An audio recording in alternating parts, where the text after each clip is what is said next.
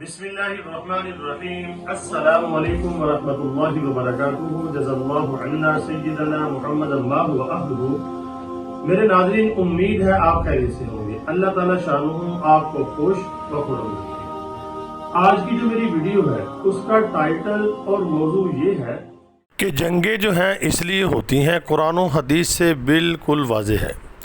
جنگ عظیم دوم کے بعد اب تیسری جنگ عظیم کا ٹائم آ گیا ہے۔ حالات بالکل اس طرح کے بن چکے ہیں۔ آپ کے سامنے قرآن پاک سے ایک حوالہ پیش کروں گا جس سے یہ بات واضح ہو رہی ہے کہ جنگیں جو ہیں یہ ناگزیر ہو جاتی ہیں۔ مگر کیوں یہ جنگیں ناگزیر کیوں ہوتی ہیں؟ اور ورلڈ وار 3 بھی اس وقت ناگزیر ہو چکی ہے، حالات ویسے بن چکے ہیں۔ آئیے قرآن پاک کی آیت کو پڑھتے ہیں اور اسے سمجھتے ہیں۔ جو جنگیں ہوتی ہیں اس کا سبب کیا بنتا ہے؟ کیا اس کا سبب انسان بنتے ہیں؟ یا اللہ رب العالمین نے قرآن پاک میں کیا فرمایا اس بارے میں؟ ایک آیت نہیں بلکہ پورا رکوع ہے جس میں جنگوں کی طرف اشارہ ہے۔ جنگیں ہوتی کیوں ہیں؟ یہ جنگ لگنے کی وجہ کیا ہوتی ہے؟ تو ناظرین، آپ کے سامنے یہ قرآن پاک کی آیت آ گئی ہے۔ یہ قرآن پاک کی جو آیت ہے بلکہ پورا رکوع ہے، یہ سورۃ البقرہ ہے، پارہ نمبر 2 ہے اور اس کا آخری جو صفحہ ہے وہاں سے شروع ہوتا ہے۔ بسم اللہ الرحمن الرحیم وقال لهم نبیہم ان اللہ قد بعث لکم طالوت ملکا۔ تو کہا ان کو ان کے نبی نے کہ ان اللہ قد بعث، بے شک اللہ تعالیٰ بھیج رہا ہے تمہاری طرف طالوت کو بادشاہ بنا کر۔ یہ طالوت اور جالوت کا قصہ ہے۔ جو جالوت تھا وہ بہت ہی ظالم تھا، وہ اپنی جو رعایا ہے اس کے اوپر بہت زیادہ ظلم کیا کرتا تھا۔ تو اللہ رب العالمین نے طالوت کے ذریعے سے جالوت کو ختم کر کے ان کی جو رعایا ہے، جو ان کی عوام ہے، اس کے ظلم سے نجات دلانے کا فیصلہ فرمایا۔ تو اللہ نے فرمایا، پھر اللہ رب العالمین نے کہ اس وقت کے جو نبی تھے انہوں نے کہا کہ اللہ نے تمہارے لیے طالوت کو جو ہے چنا ہے جالوت سے مقابلہ کرنے کے لیے، کیونکہ جالوت جو تھا وہ بہت زیادہ ظلم کیا کرتا تھا۔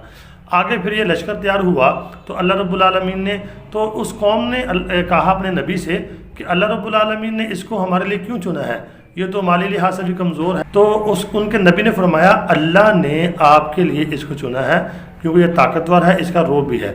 تو پھر طالوت جو ہے وہ جالوت کے مقابلے میں نکلے، انہوں نے لشکر لے کے گئے، اس سے مقابلہ کیا اور جالوت کو انہوں نے شکست دی۔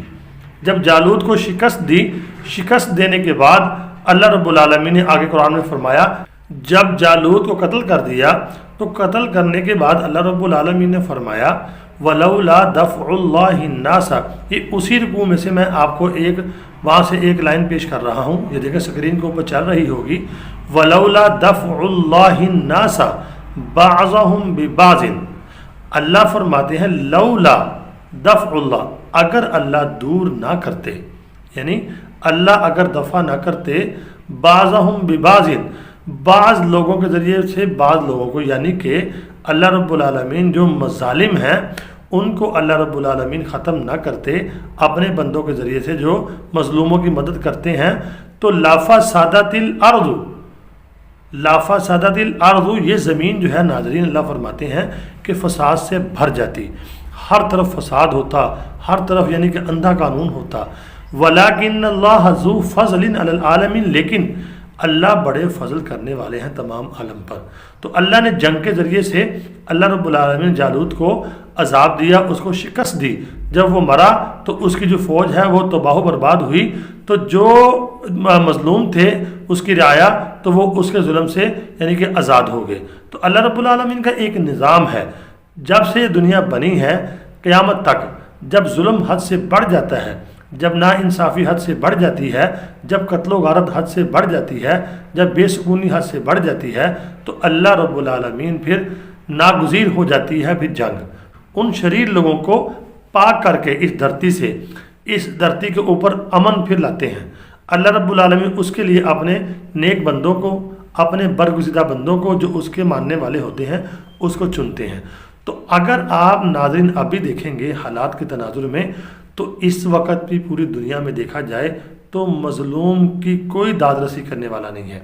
ظلم ہر طرف پھیلا ہوا ہے، ظالم اس وقت اوپر بیٹھے ہوئے ہیں، مظلوم نیچے بل بلا رہے ہیں، फसादात अगर आप देखेंगे, कत्ल व गारत देखेंगे, और बे यकीनी बेसकूनी इतनी है, मैं पाकिस्तान की बात नहीं कर रहा, पूरी दुनिया में। तो जब ये हद से बढ़ जाती है तो अल्लाह रब्बुल आलमीन फिर इन्हीं के ज़रिए से, अल्लाह रब्बुल आलमीन इन्हीं के अमाल की वजह से, इनके सबब की वजह से फिर इनके ऊपर जंगें मुसल्लत होती हैं। तो अगर आप देखेंगे अब भी, इस वक्त भी मौजूदा हालात में बहुत हालात ख़राब हैं। कहता हूँ आपको नाज़रीन समझ आ गई होगी कि जंगें क्यों लगती हैं, जंगें लगने का सबब भी इंसान बनता है। तो उम्मीद करता हूँ आपको वीडियो समझ आ गई होगी, अच्छी भी लगी होगी। आपसे गुजारिश ही है मेरे चैनल को सब्सक्राइब ज़रूर कर दें और मुझे दुआओं में ज़रूर याद रखें। अल्लाह ताला मेरा और आपका हामी व नासिर हो। अस्सलामु अलैकुम व रहमतुल्लाहि व बरकातुहू।